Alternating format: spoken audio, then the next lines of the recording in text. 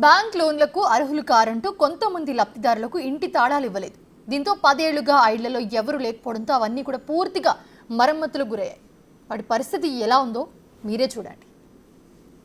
మరోపక్క మనం చూసుకున్నట్లయితే లోన్కి మీరు అర్హులు కాదని చెప్పి కొన్ని ఇళ్ళు అయితే లబ్ధిదారులకు మంజూరు చేయనటువంటి పరిస్థితి కూడా ఉంది. ప్రస్తుతం అలాంటి ఇంటి దగ్గరే ఉన్నాం. ఒకసారి లోపలికి వెళ్ళి చూసే ప్రయత్నం చేద్దాం. ఇంటి పరిస్థితి ఎలా ఉంది, ఎందుకంటే సుమారు 10 ఏళ్ళు అవుతుంది. ఈ ఇంటి పరిస్థితి ఎలా ఉందో ఒకసారి చూసే ప్రయత్నం చేద్దాం. చూసుకోవచ్చు, పూర్తిగా పాడైపోతున్నటువంటి పరిస్థితి అయితే ఉంది. ఒకసారి మనం సీలింగ్ వైపు ఒకసారి చూసుకున్నట్లయితే పైకి ఇక్కడ కూడా పూర్తిగా మనం ఇంకా గ్రౌండ్ ఫ్లోర్లో ఉన్నాం. ఈ గ్రౌండ్ ఫ్లోర్లో కూడా పూర్తిగా వాటర్ అంతా కూడా స్లాబ్ నుంచి బయటికి చిమ్మేస్తున్నటువంటి పరిస్థితి అయితే ఉంది. మరోపక్క మనం చూసుకుంటే కింద ఫ్లోరింగ్ ఒకసారి చూసుకోవచ్చు. ఈ యొక్క టైల్స్ ఏవైతే ఉన్నాయో ఇవి కూడా పాడైపోతున్నటువంటి పరిస్థితి. పైకి ఈ టైల్స్లో నుంచి కూడా కొంత వాటర్ వస్తున్నటువంటి పరిస్థితి మనం చూసుకోవచ్చు. పూర్తిగా పాడైపోతున్న ఇళ్ళన్నీ కూడా పాడైపోతున్న పరిస్థితి. ఒక బ్యాంక్ వాళ్ళేమో వీళ్ళు లోన్లు తీసుకోవడానికి అర్హులు కాదని చెప్తున్నారు. మరోవైపు అధికారులు కూడా పట్టించుకోలేని పరిస్థితి, రాజకీయ నాయకులు కూడా పట్టించుకోలేని పరిస్థితి మనం చూసుకోవచ్చు. మొత్తం ఇల్లంతా కూడా అదే పరిస్థితి మనకి కనిపిస్తూ ఉంది. ఎటు చూసినా కానీ పూర్తిగా పాడైపోతున్నటువంటి పరిస్థితి ఒకసారి మనం చూసుకోవచ్చు.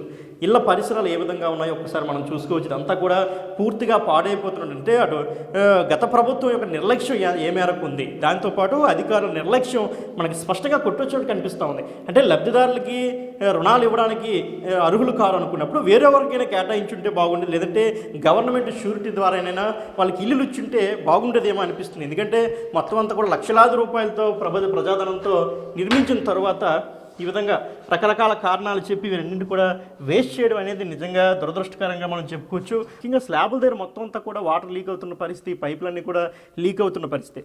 ఒక్కొక్కసారి మనం ఇల్లు పెయింటింగ్ చూసుకుంటే అంతా కూడా వైసీపీ రంగులుగా కూడా మనకి చాలా క్లియర్గా తెలుస్తుంటే రంగులు వేసుకోవడంలో ప్రభుత్వాలు చూపుతున్నటువంటి ఇంట్రెస్ట్ లబ్ధిదారులకి ఇల్లులు అందజేయడం కానీ వాళ్ళ ఇల్లు నిర్మాణం చేయడంలో కానీ శ్రద్ధ తీసుకుంటే బాగుండేదేమో అన్నటువంటి ఆలోచన ఖచ్చితంగా కలకమానది. ఎందుకంటే నిర్మించిన ఇల్లులేమో కొంతమంది లోన్లు తీసుకుని అర్హులు కాదని వాళ్ళకి ఇవ్వలేదు.